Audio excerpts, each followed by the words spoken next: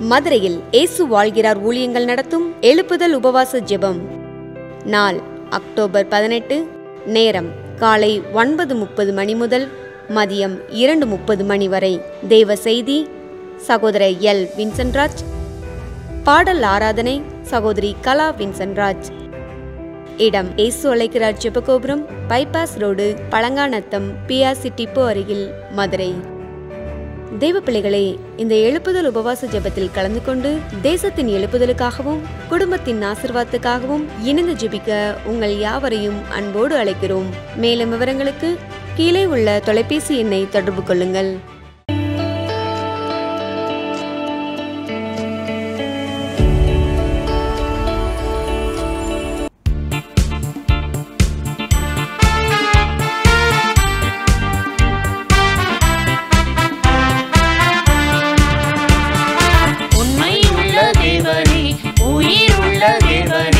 உமக்கே ஆராதனை, உலகின் இரட்சகரே உன்னதரே இயேசுயா, உமக்கே ஆராதனை, உமக்கே ஆராதனை, உமக்கே ஆராதனை. உண்மையுள்ள தேவனே, உயிருள்ள தேவனே, உமக்கே ஆராதனை, உமக்கே ஆராதனை.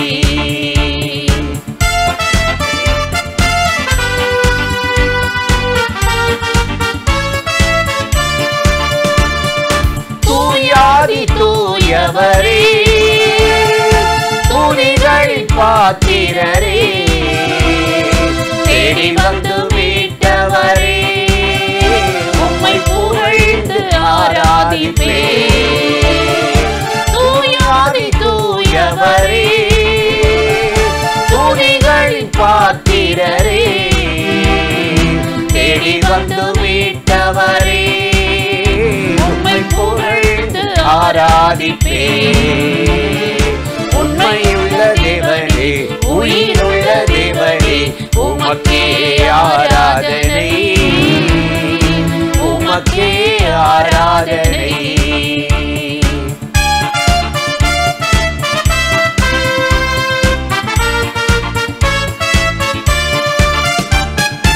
வானாதி வானவரே, வானங்கள் கொள்ளாதவரே, பூமிக்கெல்லாம் ஆண்டவரே, உம்மை புகழ்ந்து ஆராதிப்பே.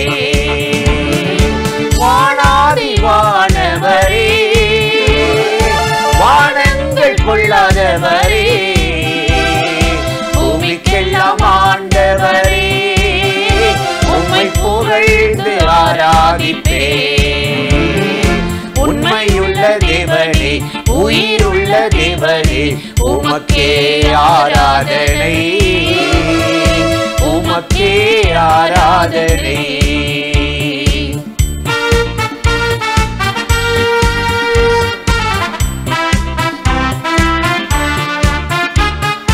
ராஜாதி ராஜன் நீரே, தேவாதி தேவன் நீரே, கர்த்தாதி கர்த்தர் நீரே, உம்மை புகழ்ந்து ஆராதிப்பே.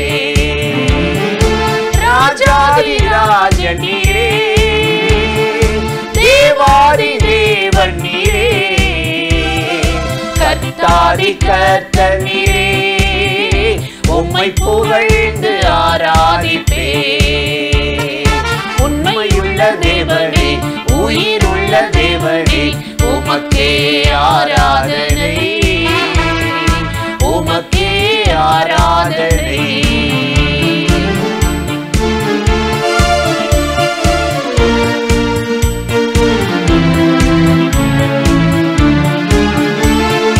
மெய்யான தேவன் நீரே, நித்திய ஜீவன் நீரே, அநாதி தேவன் நீரே, உம்மை புகழ்ந்து ஆராதிப்பே. மெய்யான தேவன் நீரே,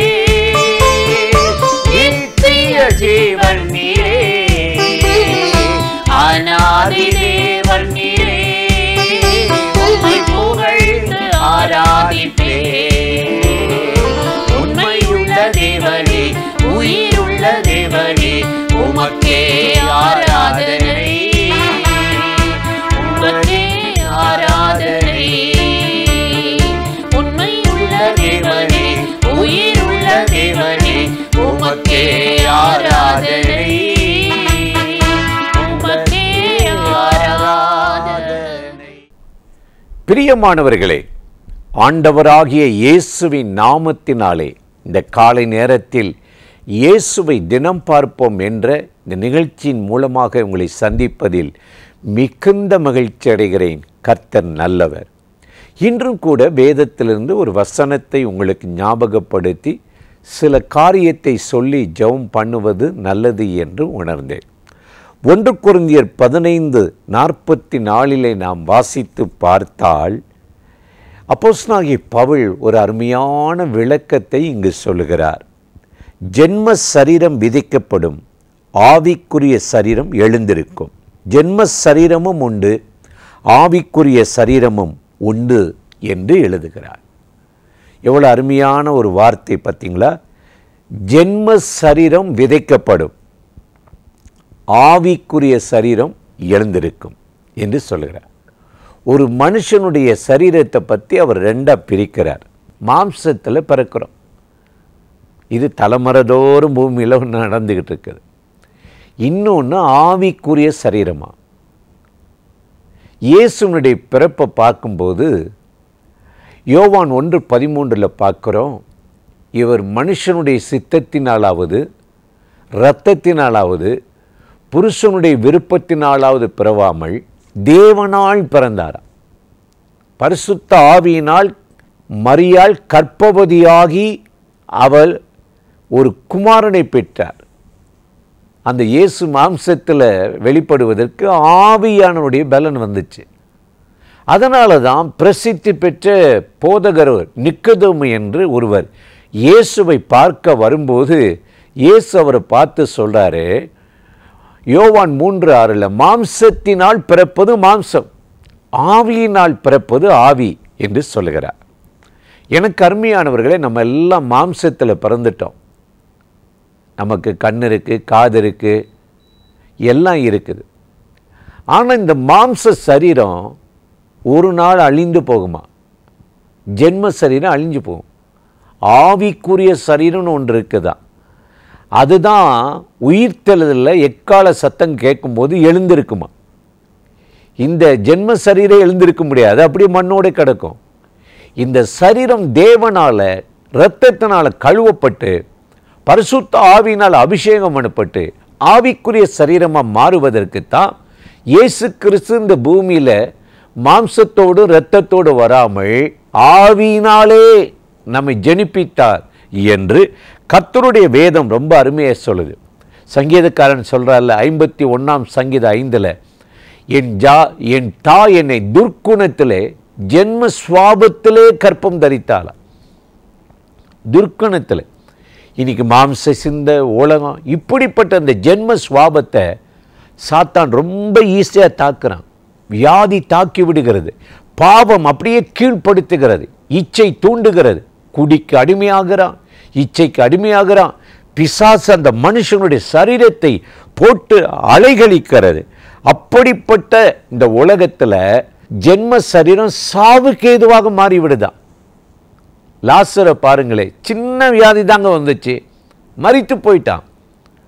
ரோமர் 6:12 சொல்லுகிறது, சாவுக்கு ஏதுவான உங்கள் சரீரத்தை பாவம் ஆளாதிருப்பதாக. எவ்வளோ அருமையான வசனம். இன்னைக்கு இந்த சாவுக்கு ஏதுவான ஜென்ம சரீரத்தை ஆண்டவர் அவருடைய ஆலயமாக ஆவிக்குரிய சரீரமாக மாற்றத்தான் இயேசு கிறிஸ்து இந்த பூமியில் இறங்கி வந்து நமக்காக இரத்தம் சிந்தி ஒரு ரட்சிப்பை, பாவ மன்னிப்பை ஏற்படுத்தினார். இன்னைக்கு இந்த இயேசுவை ஏற்றுக்கொண்டு இரத்தத்தினால் கழுவப்படுகிற அத்தனை பேரும் நீதிமான்களாக்கப்பட்டு அவருடைய ஆவியினாலே நீங்கள் ஆலயமாக மாறுறீங்க. 1 கொரிந்தியர் 6:19 சொல்லுகிறது, உங்களுடைய சரீரமானது நீங்கள் தேவனால் பெற்றதும் தேவன் தங்கியிருக்கிற ஆலயமாக இருக்குதா. இதில் கவலை வராது, வியாதி வராது, சண்டை வராது, உலக இச்சைகள் ஆசை வராது. ஏன்னா இது ஆவிக்குரிய சரீரம். மேலானவற்றை தேவனையே தேட ஆரம்பிக்கும். சாவுக்கு ஏதுவான இந்த சரீரத்தை அப்போஸ்தலனாகிய பவுல் சொல்றார் ரோமர் 8:11 ஆவியினாலே உயிர்ப்பிப்பார். ஒவ்வொரு நாளும் நம்ம ஜெபம் பண்ண போகும்போது, ஆண்டவரை துதிக்கும் போது, இந்த ஜென்ம சரீரத்தில் கை வைக்கிற பாவம் பிசாசு, வியாதி இவைகளை அப்புறப்படுத்தி ஆவிக்குரிய சரீரமாக, மென்மையான சரீரமாக, காற்றில் பறப்பது போல கர்த்தர் நம்ம சரீரத்தை மாற்றுகிறார் என்று வேதம் சொல்லுகிறது. இந்த காலை நேரத்தில் இந்த வார்த்தையை கேட்கிற என் அன்பு சகோதர சகோதரிகளே, இன்னைக்கு இந்த ஜென்ம சரீரத்தெல்லாம் களைந்து விட்டு ஆவிக்குரிய மேனி, ஆவிக்குரிய சரீரம், தேவனுடைய ஆவியினாலே நான் உயிர்ப்பிக்கப்படணும். இந்த ஆவியினால் பிறக்கணும் ஆண்டவரே சொல்லி பாருங்களேன். இதைத்தான் பவுல் சொல்லுகிறார் அனுபவத்தில். உங்கள் மனம் புதிதாகிறதுனாலே உங்கள் சரீரத்தை ஜீவ பலியாக ஒப்புக்கொடுங்கள், அப்பொழுது உங்கள் மனம் புதிதாகும், உங்கள் சரீரம் உயிர்ப்பிக்கப்படும் என்று சொன்னார். இன்றைக்கு காலையில் இந்த ஜென்ம சரீரத்தில் இருக்கிற பயங்கள், கவலைகள், பலவீனங்கள், போராட்டங்கள் எல்லாம் மாறி ஆண்டவரே உம்முடைய ஆவிக்குரிய சரீரம் எனக்குள் இறங்கட்டும் என்று நீங்கள் ஜெபித்தீர்கள் என்றால், இந்த காலை நேரத்தில் சாவுக்கு ஏதுவான உங்கள் சரீரத்தை கர்த்தர் உயிர்ப்பித்து பலவீனத்தில் பலன் கொடுத்து இந்த நாளில் அற்புதமாய் நடத்துவார். உங்கள் வியாதி உங்களை விட்டு விலகும், முற்றுப்புள்ளி வைப்பார். அந்த இயேசுவை நோக்கி நாம் ஜெபிப்போமா? அன்பும் இரக்கமும் கிருபையும் நிறைந்த நல்ல ஆண்டவரே, இந்த ஆசீர்வதிக்கப்பட்ட நாளுக்காக, நேரத்துக்காக, கிருபை இரக்கங்களுக்காக உமக்கு நன்றி செலுத்துகிறோம்.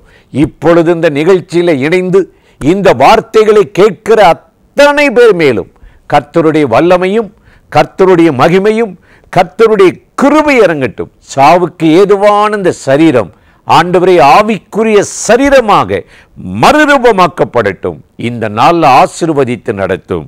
இயேசுவின் நாமத்தில் வேண்டுகிறோம் பிதாவே, ஆமேன்.